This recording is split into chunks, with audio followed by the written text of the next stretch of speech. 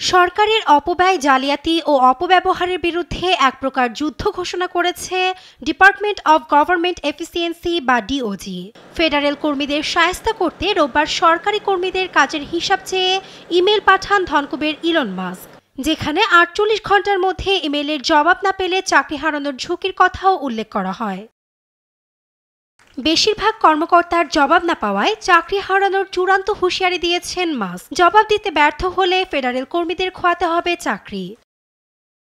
সোমবার সামাজিক যোগাযোগ মাধ্যম এক্সে দেয়া এক পোস্টে মাস্ক বলেন, ইমেইলের এই ছোট্ট পরীক্ষায় উত্তীর্ণ হওয়ার মানদণ্ড ছিল কিছু শব্দ টাইপ করে পাঠিয়ে দেওয়া। তবুও তুচ্ছ এ পরীক্ষায় অনেকে ব্যর্থ হয়েছে বলে অভিযোগ মাস্কের।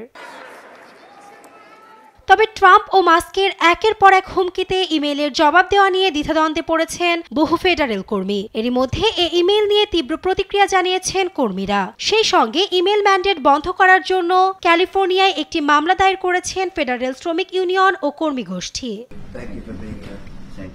সোমবার ফরাসি প্রেসিডেন্ট ইমানুয়েল ম্যাক্রোর সঙ্গে সাক্ষাতের সময় সাংবাদিকের এক প্রশ্নের জবাবে মাস্কের দাবিকে একটি সৃজনশীল পদক্ষেপ বলে উল্লেখ করেন ট্রাম্প।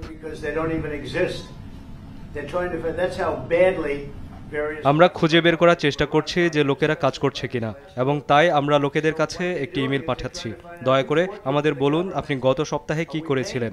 যদি লোকেরা সাড়া না দেয় তবে বুঝতে হবে যে তারা চাকরিতে নেই।